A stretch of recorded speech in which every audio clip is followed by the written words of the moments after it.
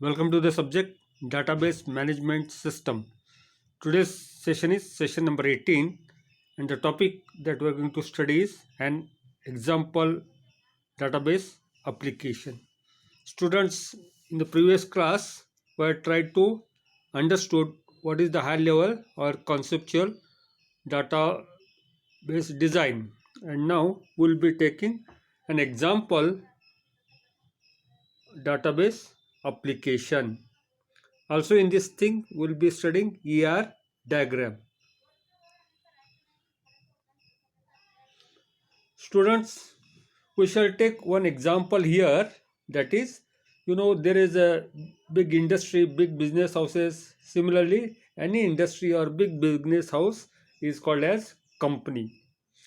In company, there are number of people working, those are called as employees, and there will be number of departments in the company, like accounts department, marketing department, sales department, manufacturing department, quality control, okay, human resource, then data processing, like that.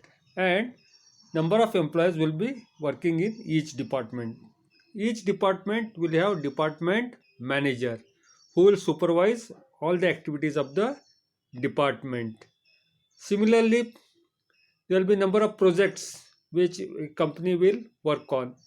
So project is any special activity taken by the company. Now project requires number of different skills. Hence, people from different departments are assigned to project, and one project is controlled by one department. Now one employee, okay, who is assigned by department on a project, works for number of hours. Once his job is over, he comes back to the department. For example, electrical department, electrician goes on the project.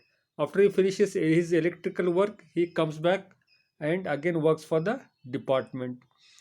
Then, as employees are there, they will be having families. So, wife and children will be their dependent. So, you have to consider all these factors when you are going to consider a company.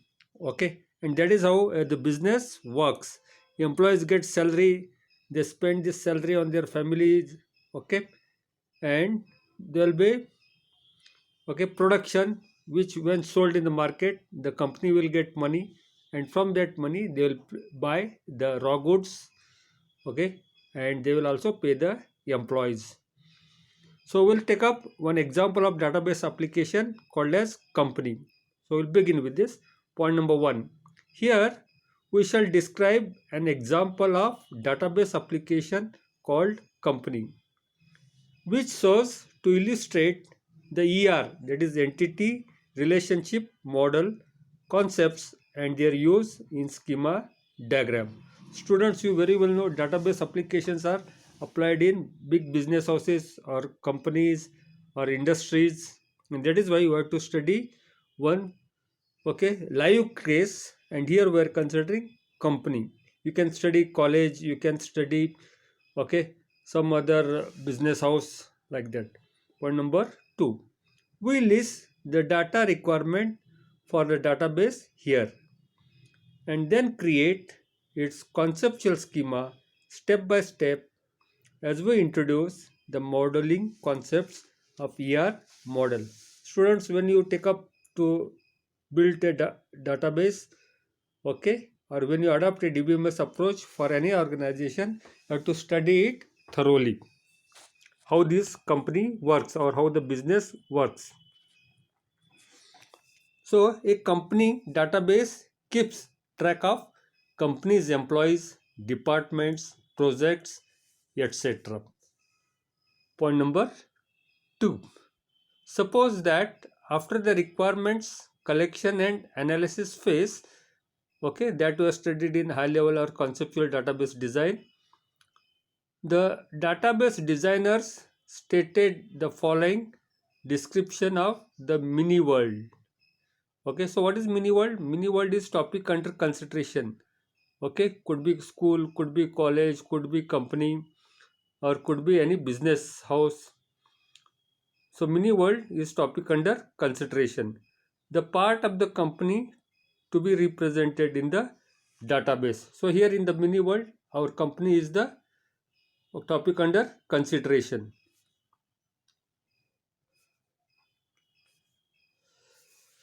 So now there is department. The company is organized into departments. I told you there are number of departments in the company.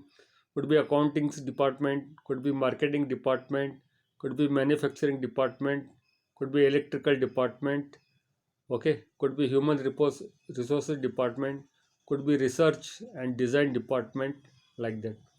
Each department has a unique name, a unique number, and particular employee who manages the department. Now, students, you know very well now each department is given a unique name. That is what we call as department name, like manufacturing department, accounts department, okay, then production department, then research department, like that. Unique number, this unique number is a department number. Each department would also be given a number. As you students, you have been given roll number. Similarly, in the company, a department will have a department number which is supposed to be unique, and particular employee who manages the department is nothing but the manager or the supervisor for that department. Point number 3, we keep track of the start date when the employee began managing the department. Students, and manager will be appointed to the department, or he could be also supervisor. So there will be a start date which on which the supervisor or manager has started working as the head of the department. Point number 4, a department may have several locations. Students, you very well know a department have several locations.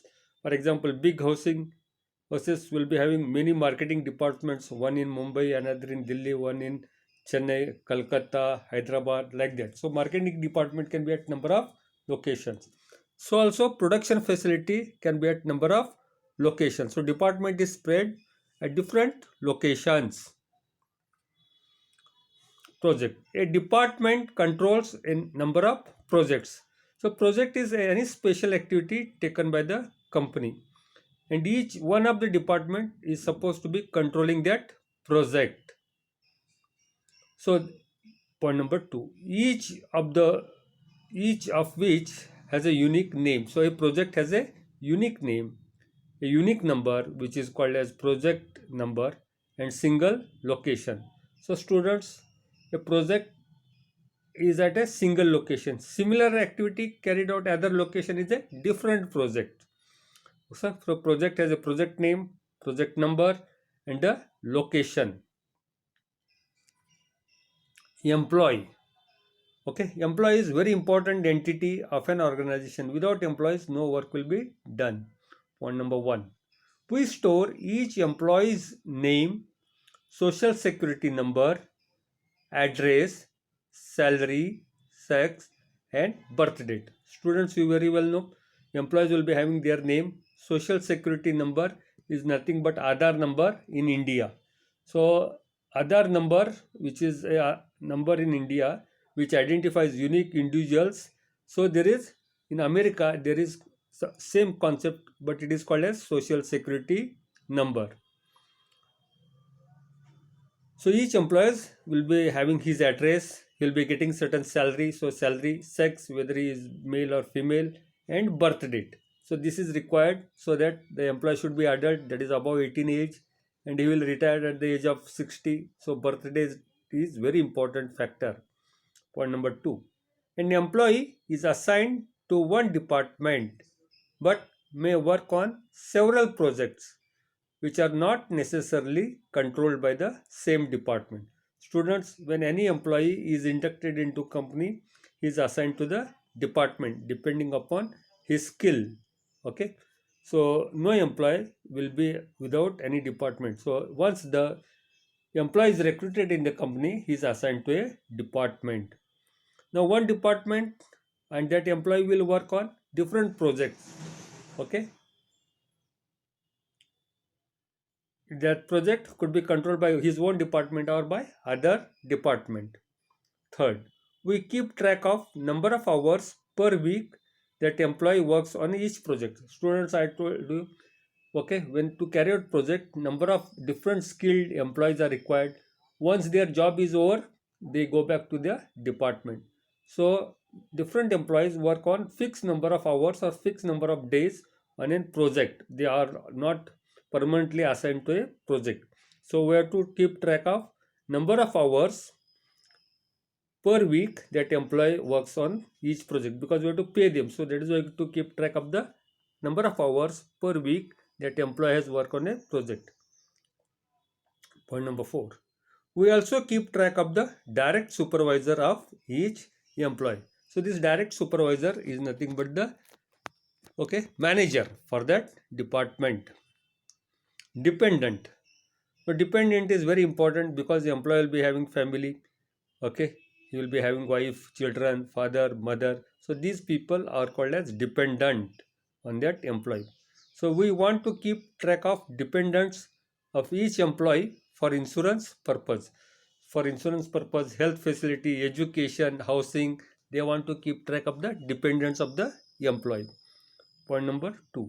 We keep each dependent's first name, sex, birth date, and relationship to the employee. So all the details of the dependents such as first name, sex, birth date, and relationships are noted.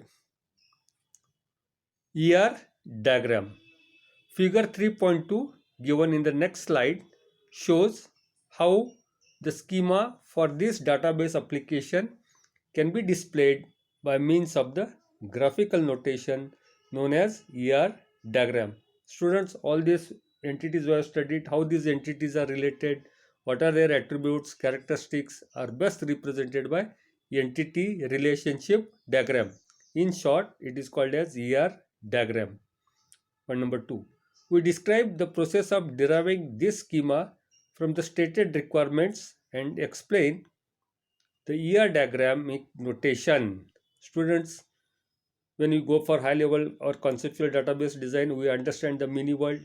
From studying the mini world, we understand the various data requirements of that company, and then we develop schema, and we have entities, we identify their relationship, and that is how entity relationship diagrams comes into picture. Various concepts of this diagram, that is ER diagram, we will be studying as we proceed further in this chapter. So students, this diagram is there called as entity relationship diagram. Here you have got different figures. There is a rectangle, there is a rhombus, then there is a oval, like that. So if you think of rectangle, these are entities. Now here you can find that there are 5 rectangles. Left side you got employee, on the right side you got department, below the right side department you got project, and below that you got here dependent. So these rectangles represent entities, whereas the ovals attached to each rectangle represent attribute or characteristics of that entity, and the rhombus represents the relationship between the two entities. All this entity relationship diagram, you have to draw in the notebook. We'll study this entity relationship diagram in the next class as well. Students, so I'll be sending this with the PDF.